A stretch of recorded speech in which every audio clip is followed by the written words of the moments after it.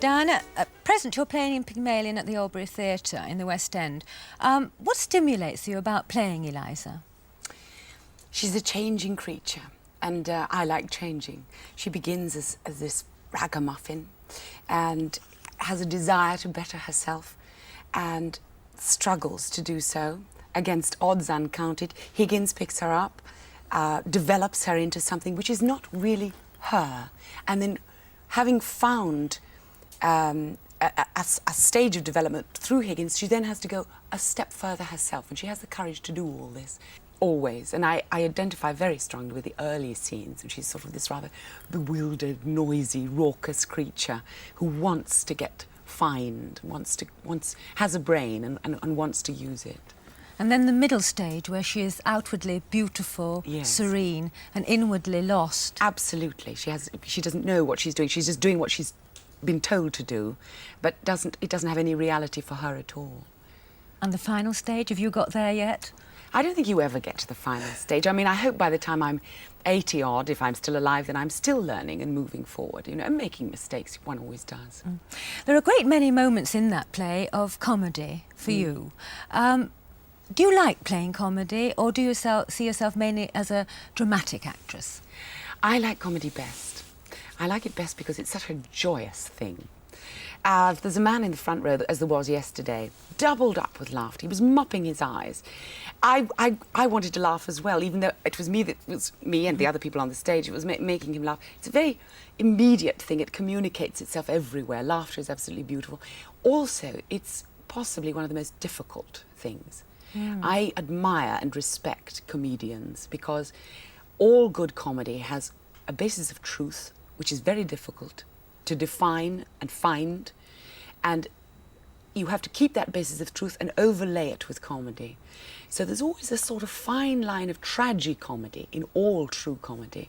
Mm. Drama is much more one-dimensional, and I find it slightly sort of masochistic in a way. Drama, it's inward-looking, it's flagellation, that kind of stuff. But comedy is outward, manipulating an audience, making it laugh, but always with that core of truth. With that kind of feeling for comedy, what went wrong with the American series? And it was a bit of a flop. And it was a big flop. I was You're trying being to very be kind. polite, yes. And how did it affect you? Truth. It had no core of truth about it at all. I mean, there was I, an alien in an alien society, and we didn't capitalise. When I say we, it's because, you know, I take just as much of the blame. We didn't capitalise on that situation, instead of which I became sort of transatlantic instead of being very English, and it failed. And in failure, of course, it's terribly painful. But I nevertheless learnt. Mm. I mean, I'm glad I did it. The failure was agony, but I'm glad that I did it.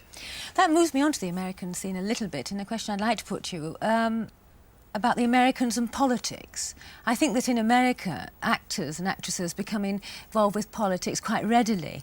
Would you like to see more of that in this country, in England, in the acting profession? No, I don't agree with it. I can perfectly see actors and actresses having strong political convictions.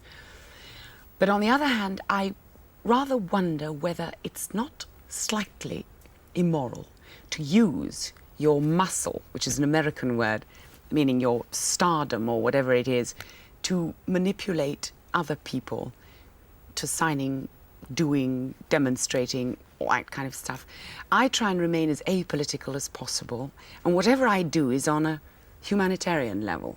It's usually for minorities who are suffering, whether it's for the Jews in Soviet Russia, or whether it's for autistic children, or whether it's for the blind and the deaf.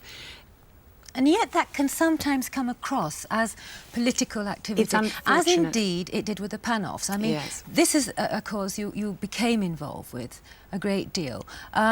Was it a difficult cause for you? Well, it was, because of all the associations, because of the political associations. And the petitions that I took in were signed by Jews and non-Jews alike, thousands and thousands of people who just had to make a statement, and it was a passive statement. It was not demonstrative. It was simply on a piece of paper saying, can something be done about these people? I was asked to hand in the petitions, which I did. Again, it's a passive thing to do. I handed them in to Lord Howard. I believe in those sort of statements.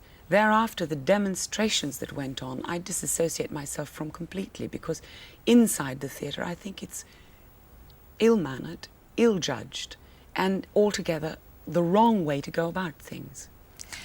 Do you think that militancy or violence in any way is ever justified for a cause? I think you'd get a different answer from different people. I'm not at all interested in militancy. I prefer to give my time and my money to help when I can than waving a banner. I don't believe in that. I think it's very difficult, I think, for somebody like you to actually go along just to sort of hand in petitions, because I don't know whether you ever get this, but people ring you up and say, will you come along and support us? And then they say, and so-and-so is going to be there, and so-and-so, and they give you a whole string of famous names, and you think, well, you know, perhaps if I go along, I might not be noticed too much, and you get there and you realise you're the only Joe Soap there. Has this ever happened to you? No, not really, because I think you were talking about marches and that sort of thing. I don't go on them. I love walking, but I won't march. Not march and wave a banner.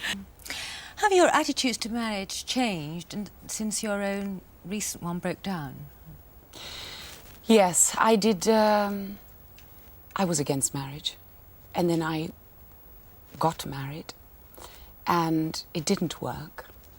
And because it all happened within a very short space of time, people automatically assume that typically, once dropped into the cliche of actors and actresses, like an overcoat, off with the old and on with the new. In fact, it doesn't happen that way. There's a great deal of pain involved, not only for you, but for your family. My mother suffered a great deal, obviously. And it's a very shaming thing. I feel deeply ashamed. I also feel bewildered because I've failed. And I've failed on a level that I had hoped when the time came, if I'd ever get married, it was inconceivable that I should fail.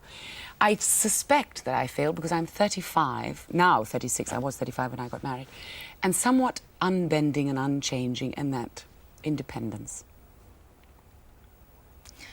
One of the byproducts of being famous is that you're recognised wherever you go, and it does intrude on your privacy.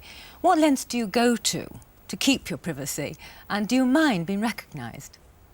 Actually, since the Avengers has been off the air, I'm very seldom recognised.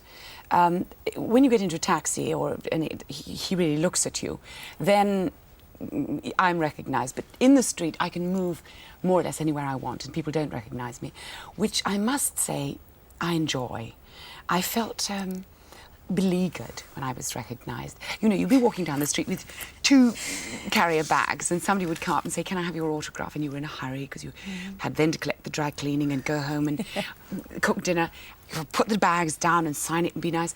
I always believe in being pleasant to the people who ask for your autograph, but it brought you up short. It jolted you somewhat. And not only that, sometimes I was aware of not looking as glamorous as they thought I should. As ever, yes. That actually brings me to a little quickie question that I thought I'd put to you, and you've nearly answered it. Are you domesticated? Oh, yes. Yes. I have a housekeeper who's been with me for a long time, and she's the second mother and nags me and all this stuff. But I don't have a washing up machine or anything like that. And I do cook. Time is short, obviously, but I think one of the nicest ways of giving is dinner parties. And I give dinner parties and I cook myself, I mean, the whole shebang, and then more often than not, wash up myself. Future ambitions, very, very quickly. Anything on Future ambitions? Oh, God, I don't know. Just keep progressing, learning, living, laughing a great deal. Do you see yourself as a future Dame Diana? Never. I haven't got a hat for a start. I don't know, Diana Rigg. I think perhaps we just might see that. Thank you so much for coming here today. I'm sure you've enjoyed this as much as I have, but till this time next week, it's goodbye from us.